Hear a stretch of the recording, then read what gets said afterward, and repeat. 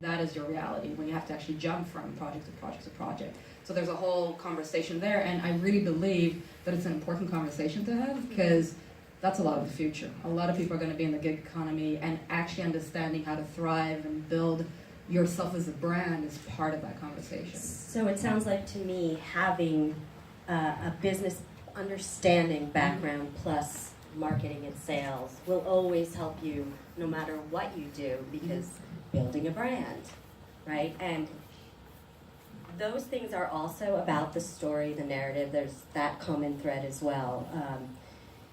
What I've discovered, and I know Maya well, and our lives intersect, and I live in Northern California, so everything she's saying is spot on, and it is very maddening to, no offense to Los Angeles at all, I've lived here too, that, you know, this, oh, that's tech and we're creative.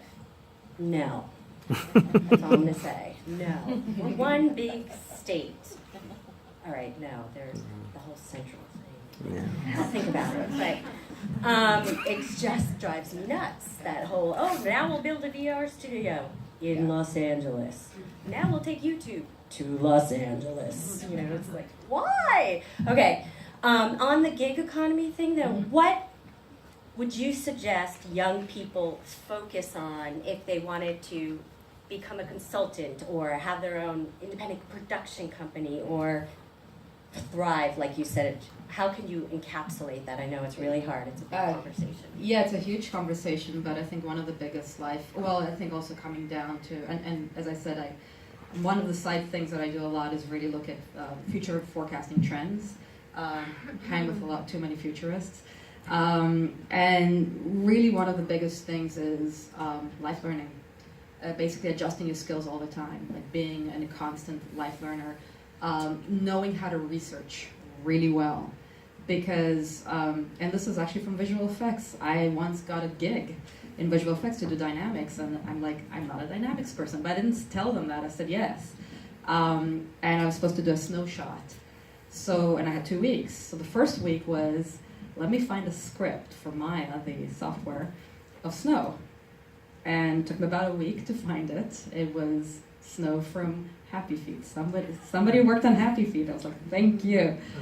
And I got the script in, and then I had to, of course, to adjust it, and then a whole week to figure it out. And yeah, that shot got in. It's an indie film that was very cute and won a lot of awards, but my snow shot got in. You know, and that's part of it. That's part of, you know, you got to be constantly learning and adjusting and really moving. And I think that's, again, because I hang with the Singularity people and look at future of working and look at all of these trends that are happening, and I look at it from the narrative perspective as well.